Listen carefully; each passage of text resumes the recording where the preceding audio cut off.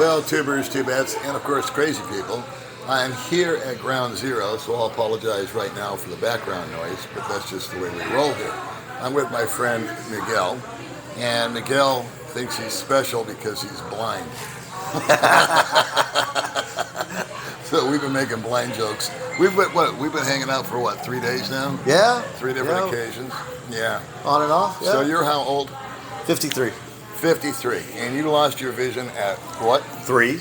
Most of it. Yeah. So you had 2 relatively good years. 2. Yes. 2 really good ones.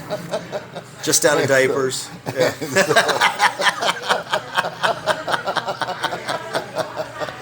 And so, anyway, we've just been chewing the fat and getting to know one another over time. We've become good friends, and you have overcome more adversity than anybody I think I've ever met. And for the God's truth, you don't ever have you've never seen it as adversity, I don't think. I mean, you told me your folks never told you that you had like a handicap or anything. Is that correct? Yeah, no, I never knew I was blind. Isn't that something? Until maybe 21, 22. See, what killed me was that you were driving cars. I was driving cars, yes.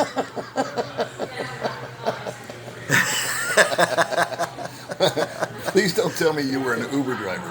Definitely not. Way before Uber. Man, if I'd known Uber, I would have. Wouldn't that have been awesome? Yeah, I would have made a couple different life decisions. Like maybe to get into tech. So, what was it like growing up and living your life without your eyesight? Well, you've got about 5% of your eyesight. Is that correct?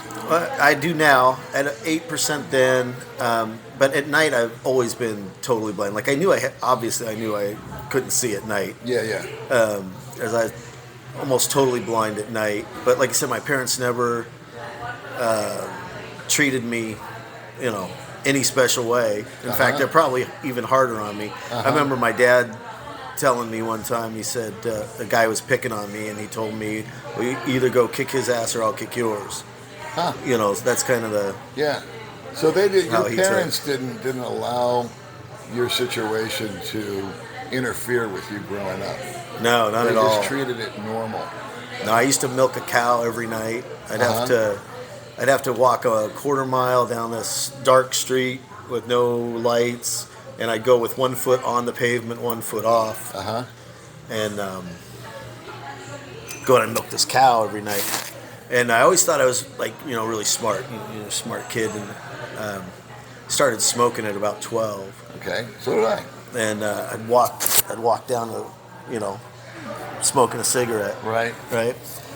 And every once in a while, I'd hear something behind me, right? Yeah. And I grew up a little bit paranoid about someone sneaking up on me and because grew up kind of rough fighting and stuff. So I was always paranoid about someone jumping me. Okay. So I'd turn around, I'd listen. Years later, I hear my dad telling a story about how I got to the cow to milk it. Crazy thing is I never told him how I did it. He never asked me. So I guess I must have been 35 then, and I figured out that my dad had followed me the whole time. Yeah. And never said anything about the 14-year-old smoke. But just to keep his secret. He proverbially had your back. Yeah. Yeah. That is a good parent. I think you were blessed with good parents. Yeah. I think that they're not acknowledging it created a certain sense of confidence in you that helped carry you through. Because there's so many guys that get defeated in life with such smaller issues than you have. Everybody wants to be a victim or is made to be a victim. Thank you. Yeah. And so you're here in the Philippines. You've met a lovely lady. I have. And I'll tell you that because you can't see her. Not without some good HDA cameras. Okay, he started all this days ago with the blind jokes. Okay, so, I I still read Braille though.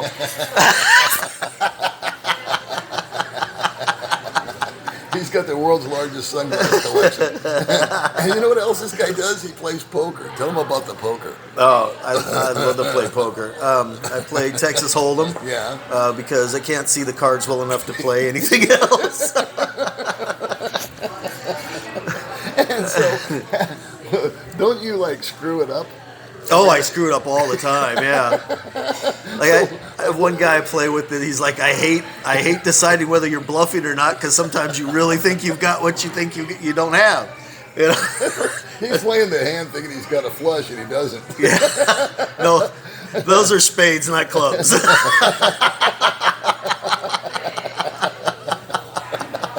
Yeah, I've had that happen a lot. But you know what's interesting is that we were chatting and like you were struggling a lot like I was with odd jobs and just kind of like getting by a lot. Oh yeah. And then you popped into sales. And Yeah. you had one deal where you worked for a relative. I did. And you were selling the snot out of whatever they were selling. It was like construction or something, right? It was Home ironworks. Ironworks? Yeah, like iron windows, security doors. And they boned you out of a bunch of money. What 20 happened there? grand, yeah. 20 grand. Yeah, 20 grand. How did your relatives bone you out of that money? But, you know, while I was young, I think I was maybe 19, and they told me that I'd messed up the measurements, which I bought, you know. And that they said they had to send somebody out to redo everything, and so it cost them so much money they couldn't pay me. So I'd actually left town for about 4 years, and when I came back, my grandmother said, "Oh, they were looking for you. They wanted you to come back because nobody had ever sold as much as you sold." And hadn't they told you that you can't sell? Yeah. And then what did you do? You got to work for like a hotel chain, right? I started with Marriott. Yeah. What did you discover there? I mean, what was the result of that? Within 3 months, I was like the second best reservations, like the number of reservations made. Right. You know, in the nation. In the nation. Yeah. So that's just coming out of an atmosphere where his own relatives told him that he couldn't sell and that you'd made all these mistakes. Yeah. And basically screwed you out of your commission of $20,000 for making the sale. Yeah. And then you discovered, hey, I can sell. Yeah. It was on the phone. You didn't need to say anything. You just needed to talk. Yep. Right? Yep. Yeah. That was the key for me. So you achieved pretty damn good income too. I did, yeah. I did sales for a long time. I did catering sales. I sold weddings, meetings. My last gig was cruise sales. I ended up managing like 5 sales teams. I even did some motivational speaking for a while. Interesting. In sales training. I can see that. I can see that. Yeah. So, what caused you? You're how old? 53. What motivated you to come over here to the Philippines? You. No, stop it. Seriously. Yeah. You know, sitting in the U.S. I filed for divorce finally. You know, after 14 years of you know, being Agony. roommates with my ex. Yeah. You know, 2 beautiful children, finally old enough to, you know, kind of be on their own. And, Okay. of course, COVID really killed things. You know, put 2 people who really weren't getting along that well And locked them in the together. house. Yeah, locking them together for 2 years. So. I thought about that 100 times. Is what an agony that's got to be when people are just not getting along, and now they can't get away from each other. Yeah. That just brings it to a boiling point. So, Yeah. kudos to you, and I guess and to her, because you guys weren't getting along. So, but you survived it. We did. And so you came out here. Was it because? But I was watching. Retirement, cost of living, find somebody to fall in love with. Well, it started all out the cost above? of living. Okay. I started watching YouTube to figure out, you know, where am I going to buy a new house? Because we sold our house in Arizona when it hit real high, right? Awesome. Right? So I'm like, well, I got to wait till the bubble pops and buy low. Because it doesn't make any sense to buy, you know, sell high and buy high. No. So I started looking around in Georgia and different things like that, watching MDA, I think is the name of it. What's MDA? I don't know. They go over different places in the world to retire cheap, Oh, okay. right? Okay. All So right. I started watching things like that, places to retire Top in the 10 U.S. places to retire. Yeah. Top 10 countries to retire. Right. Where is the cheapest? That's the search I did. Yeah. And that's how I started out. I started looking at, when it came to the time, I thought it was going to be Thailand because I'd visited there before. But then Yeah. I started going online and I said, what's the top 10 places? What's best? What's this? And you can get all kinds of information off the internet doing that. And that's what I did. I think the same as you is then discovered YouTube and started watching different vloggers in different countries. You know, Yeah. one guy would be in Mexico, one guy would be in Thailand, one guy would be in the Philippines, and that's how I narrowed it down. Was that your process also? Yeah, well, Forbes had actually put in Dumaguete as, one of the top 10 places to retire under $1,500. Yep. I knew what my Social Security check was. Right. I'm like, well, okay, let's start doing research on Dumaguete. What's Dumaguete about? And that's when I ran onto you and Baby May. Okay. And I really loved your guys' interaction. Okay. Right. Well, thank you for that. The give and the take and the fun, and she's always smiling and you're always laughing and I'm like, man, that's what I want in my life. We're basically just two village idiots. And the femininity, she's like you said, how she takes care of you. Yeah. And then I ran onto Gio, and he's doing the waterfalls, and I was like, okay, and then he started doing stuff with Maya. Yeah, and then I saw that interaction between him and Maya. Yeah. And just the fun they were having. In fact, I told him the first thing I remember Maya saying to him is, "You got to record something else besides my ass." I just died because I'm like, why would he do that? It's bringing in all the views. Yeah, that wouldn't cut it with me. But yeah, so I watched you and Baby May, and then I got turned on to Filipina P in between there. Oh, she's awesome. And she is, and I'm just like, that's what I want my life to be like. So I was planning on coming here right off the bat. Okay. Then I started the LDR thing. Okay. I'm like, wow, I want to get to know some Filipinas. So okay. I did everything I wasn't supposed to. Attaboy. And it's before. Can we just sum it up by saying it didn't work? It did not work in that I didn't find anybody to stay with. Okay. It worked in that it got me here and got me here a little bit quicker because Fair enough. the one young lady that I did end up being with for 4 months, beautiful girl, 21. I saw a little bit of red flags, but did I mention beautiful girl? Yeah.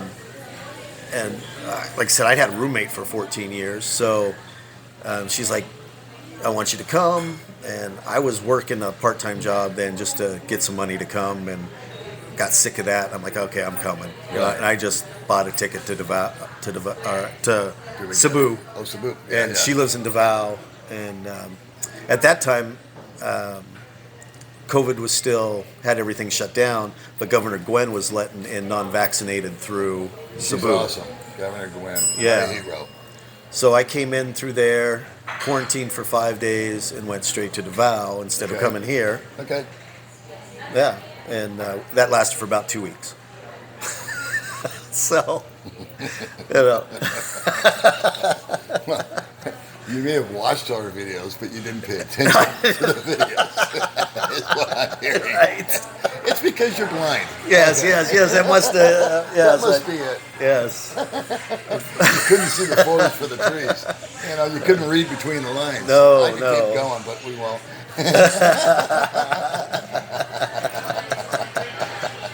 So, do you find it super challenging out here, being restricted with your eyesight? And then you have your lovely companion over here, Which makes it. And she's a big help. She is. Let me ask you just a solid question: would you be able to navigate here without her, or no? Tough question. Huh? Here in Dumaguete, I don't know. It's a little bit harder here in Dumaguete. Yeah.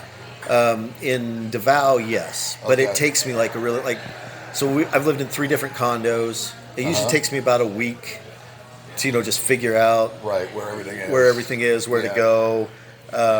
I actually started I crossed a street by myself a couple weeks ago. I thought I was never going to hear the end of that. Yeah. Because Davao actually has lights, traffic lights. Yeah.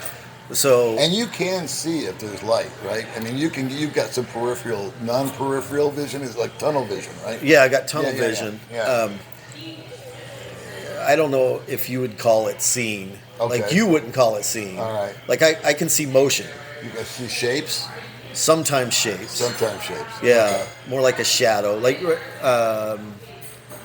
right now, you're just a shadow. Yeah, only because there's a light in back of you. That's what the audience watching right now says. Boy, I wish he was a shadow.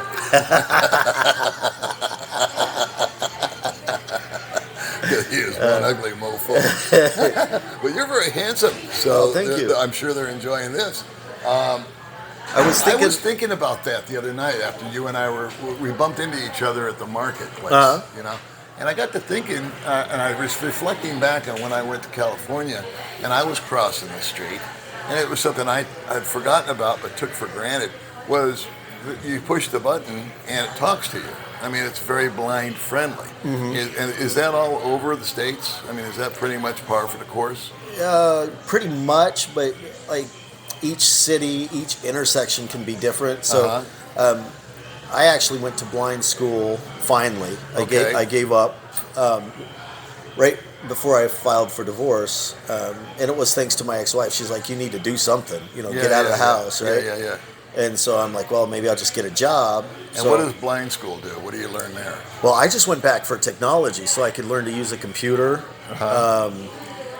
because they use it's called JAWS is what they use for the computers, and I just didn't know the commands. I could hardly use a computer, so it does like that. So like my phone talks to me. Okay. And so the computer does that too, and I just had to learn all the commands and things like that. And so they're like, well, while you're here, you have to take a mobility class. And I'm like, I don't need a mobility class. I'm like 52 years old. I've been doing this my entire life. You know, I freaking drove. And driving a car. I just sold my motorcycle a couple years ago. And you drove a motorcycle. I just can't fathom this. This guy's blind. He's driving motorcycles, cars, and playing freaking poker. What's crazy is I got my motorcycle license. Yeah. How'd you pull that off? Finally, when I was too blind. Don't they ask you? They didn't. I went to just rolled in with your sunglasses and applied. No, and they didn't make an eye test. I paid the money. No. No kidding. I went to Harley Davidson, learned how to drive a Harley, and then sold my motorcycle because I was too blind to drive it anymore.